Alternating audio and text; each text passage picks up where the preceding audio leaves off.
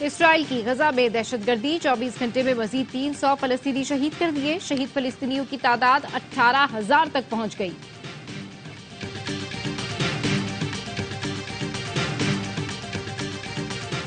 Hamas کے جوابی حملے جاری، القسام بریگیڈ کے مطابق بیت حنون سے خان یونس تک 180 اسرائیلی گاڑیوں کو تباہ کیا۔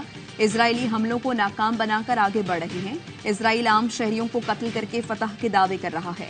اسرائیلی فوجیوں نے ایک قیدی کو چھڑانے کی کوشش کی تھی، اسرائیلی کوشش کو ناکام بنایا، کئی اسرائیلی فوجی مارے گئے۔ جھڑپ کے دوران ایک اسرائیلی قیدی ہلاک ہوا۔ اور بانی پی ٹی آئی کی باقیات کہہ رہے ہیں ان کے لیڈروں پر ظلم ہوا، اس لیے سیاست یا پارٹی چھوڑ رہے ہیں۔ نون لیگی رہنما خواجہ آصف کا ٹویٹ، لکھا سربراہ پی ٹی آئی میں وفا نہیں، اس لیے قریب ترین ساتھی چھوڑ گئے، اندھے انتقام کا نشانہ بنے، پھر بھی 4 سال میں نواز شریف کا ایک بھی ایم این اے یا ایم پی اے نہیں ٹوٹا۔ دل تو بچہ ہے جی، ابھی کچا ہے جی۔ بلاول صاحب، آپ کو ہمیشہ ڈیل کے ذریعے ڈھیل ملی، سندھ میں آپ کی سلیکشن ہوتی ہے، اس بار آسانی سے حکومت نہیں ملے گی، انتخابات شفاف ہوں گے۔ لیگی رہنما عابد شیر علی کا بلاول بھٹو کو جواب، کہا بلاول کو تکلیف یہ ہے کہ اس بار آر ٹی ایس سسٹم نہیں بیٹھے گا، آپ سلیکٹ نہیں الیکٹ ہو کر آ جائیں، نواز شریف جانے اور عوام جانے۔ جاوید لطیف کہتے ہیں بلاول بھٹو کی باتوں کا جواب خود آصف زرداری دے رہے ہیں، جب وہ بلاول کو سنجیدہ لیں گے تب ہم بھی جواب دے دیں گے۔ بلاول بھٹو کب تک جھوٹ کے سہارے انتخابی مہم چلائیں گے؟ کبھی تو اپنی پرفارمنس اور سندھ میں اپنی 15 سالہ کارکردگی پر الیکشن لڑیں۔ ہماری لیڈرشپ کبھی ملک چھوڑ کر نہیں بھاگی، عوام میں رہی، اپوزیشن میں بیٹھنے کو ترجیح دی، کبھی لاڈلے بنے نہ سلیکٹ ہو کر آئے۔ فیصل کریم کنڈی کا نون لیگ کو جواب، کہا جو گریبان سے پکڑنے کا کہتے تھے واپس آتے ہی بیانیہ بدل لیا، خاموش ہو گئے تاکہ سلیکٹ ہو جائیں۔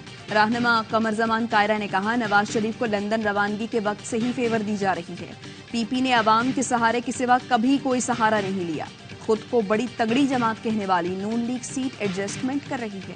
کاف League, I P P, M Q M, Pagara League سے اتحاد کیسے ہوتا اور کون کراتا ہے، بتانے کی ضرورت ہے۔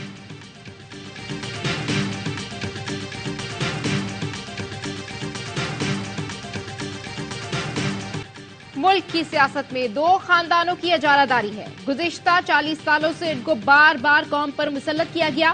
امیر جماعت اسلامی سراج الحق کا پشاور میں جلسے سے خطاب، کہا ان 2 خاندانوں نے ملکی اداروں کو تباہ، کرپشن کو عام کیا، ان کی سیاست قوم کے لیے کینسر سے زیادہ خطرناک ہے، آج ان 2 خاندانوں کی سیاست قریب المرگ ہے۔ پی پی رہنما وقار مہندی نے سراج الحق کو جواب دیتے ہوئے کہا پی پی ہمیشہ ووٹ سے اقتدار میں آئی، کسی کا کندھا استعمال نہیں کیا، جماعت اسلامی نے نوجوانوں کو گمراہ کیا، ماضی میں ساز باز کر کے کراچی کی میئرشپ لی۔ پاک پتن ضلع انتظامیہ کا کھاد کی ذخیرہ اندوزی کے خلاف ایکشن، اسسٹنٹ کمشنر نے غلہ منڈی میں چھاپہ مار کر کھاد کے 2 گودام سیل کر دیے۔ نعیم بشیر کے مطابق گوداموں سے کسانوں کو کھاد بلیک میں فروخت کی جا رہی تھی۔ ذخیرہ اندوزی کرنے والوں کے خلاف بڑے آپریشن کی طرف جا رہی ہیں۔ نگراں وزیر اعلیٰ پنجاب محسن نقوی کہتے ہیں وزیر اعظم سے کھاد کی کمی پر بات ہوئی ہے، 2 لاکھ ٹن اضافی کھاد 20 دسمبر سے پورٹ پر آنا شروع ہو جائے گی۔ نگراں حکومت میں شامل سب لوگوں کے واپس جانے کا وقت ہے، امید ہے جو بھی اگلی حکومت آئے گی وہ بہتر پرفارم کرے گی۔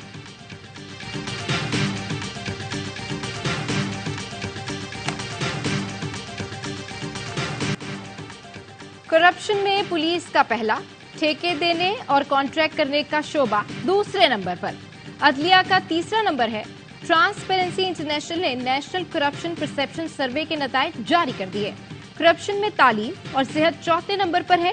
سروے کے مطابق پولیس میں کرپشن کی شرح اضافے کے بعد 30% ہو گئی۔ رشوت کی لین دین میں بلوچستان سر فہرست، خیبر پختونخوا کا دوسرا، پنجاب کا تیسرا اور سندھ کا چوتھا نمبر ہے۔ 68% پاکستانی سمجھتے ہیں کہ نیب، ایف آئی اے اور اینٹی کرپشن جیسے ادارے سیاسی انتقام کے لیے استعمال کیے جاتے ہیں۔ 40% افراد نے قومی سطح پر کرپشن کی بڑی وجہ میرٹ کی کمی کو قرار دیا۔ 55% پاکستانیوں کا خیال ہے کہ سرکاری افسران کے اثاثے ہر سال ظاہر کیے جانے چاہیے۔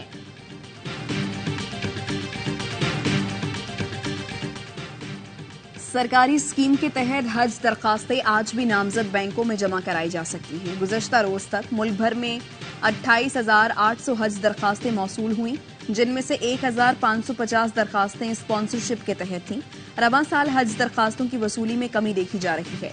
12 دسمبر کی مقررہ تاریخ تک حج درخواستیں موصول نہ ہوئیں تو کوٹہ سعودی عرب کو واپس کر دیا جائے گا۔